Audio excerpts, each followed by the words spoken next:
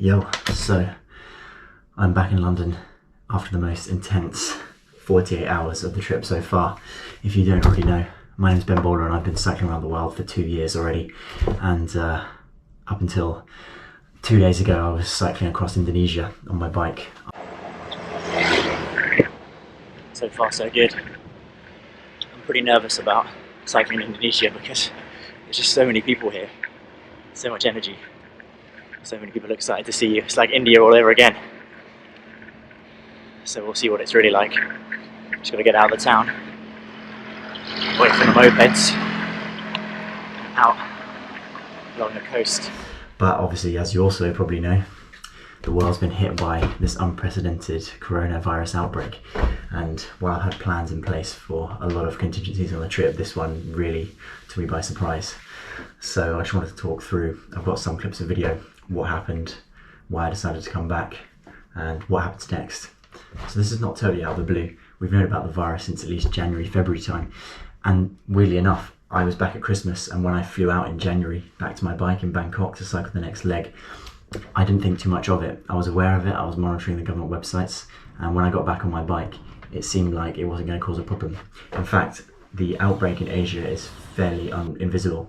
When I got to Singapore, there was a lot of temporary checks and things like that, and there were a lot of posters up in government buildings. But in a lot of Asia, it's just as normal, people going about their daily business. When Europe got hit, it seemed to be a lot worse, or at least a lot more visible than in Asia. I think a lot of that was down to the healthcare system, potentially. People are trying to stop it here, whereas in Asia, maybe there's more cases, but it's just going along unknown.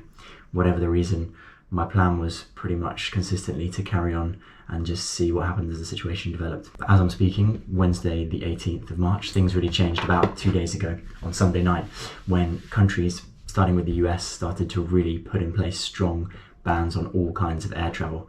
And this is where I started to get worried, because personally, I don't feel like I'm at risk from the virus as a relatively young, fit person, but one thing I don't want to be is stuck for months on end in a country where I'm locked down to a particular space.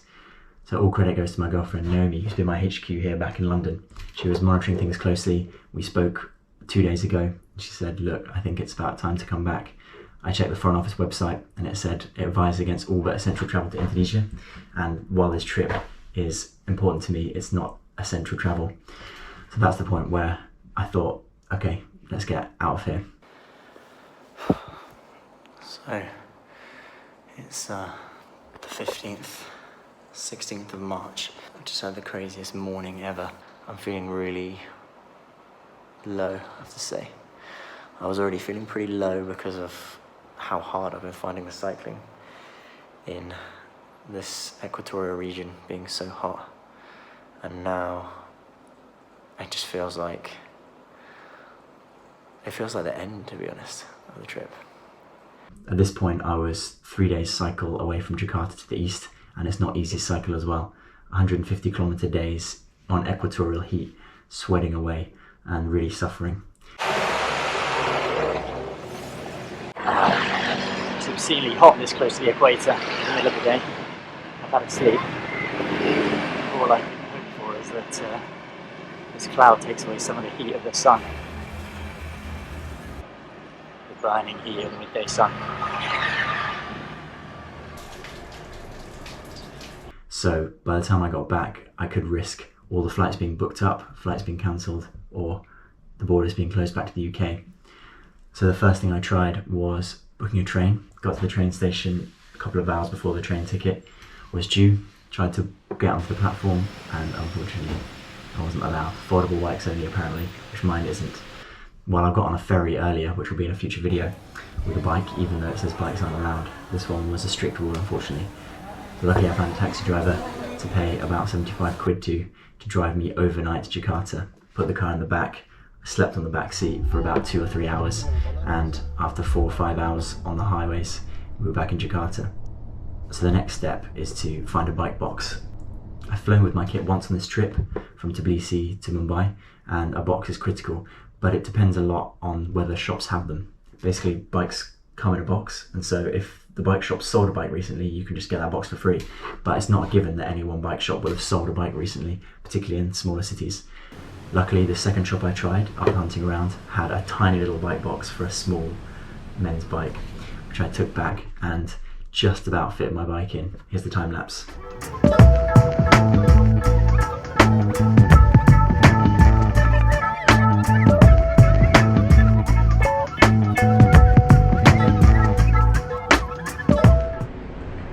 we go. Packed up into a tiny road bike box. I'm sweating, but I should be able to make the flight with time for lunch in the middle.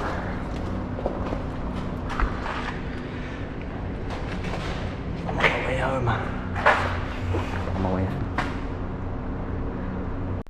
Then all it was down to was jumping in a taxi, getting to the airport and getting on that plane. Now flying back might not seem that tricky, but actually the tricky thing was trying to find flights that didn't go through countries which restricted travel or may restrict travel in future. When I got to Jakarta airport, it was absolutely deserted. I went through security. I was pretty much on my own, apart from a handful of foreign tourists doing a similar thing to me, trying to get ahead of the travel bans. I decided to fly via Dubai thanks to Naomi's good research, and it turned out to be a good bet, but a lot of other people have thought of that. So by the time I got to Dubai, the airport was packed. Basically, if you tried to go through any other country that recently had a travel ban, you would be out of luck. Whereas Dubai is still operating flights. Malaysia was still just about operating flights, but that might change in a few days or even a few hours at this point. Security measures were mixed. I found that in Jakarta airport there was heat checks, temperature checks to get on the plane, whereas in Dubai there was very little kind of health related checks. There was a fair amount of notices about hand washing and all that kind of thing, but still it's really off-putting to be sat on a plane with people coughing around you. You become incredibly hyper aware of it in a moment like this. But luckily, after 4 hours in the layover, I got on that final flight and we weren't turned back in the air like some flights from Spain. Just about made it back.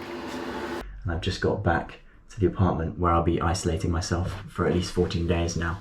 I've been in contact with some key areas of the virus and I've been on a lot of public transport, a lot of planes, a lot of airport terminals. So now it's a case of being here with food, with my girlfriend, with my family close by, and I think that's the important thing for me. It's hard to know if you overreact, and it's something which I might look back in hindsight and say we overreacted, but at the end of the day, I'd rather be locked down here in a flat with friends and family and loved ones than on the other side of the world. And at some point, I'm lucky enough that I can continue the trip if all is well. So if you're out there on the road or at home, stay safe. Luckily, I've recorded videos about 9 months in advance, so I'll keep releasing every week until hopefully when this virus dies down, I can get back out on the road. But until then, stay safe.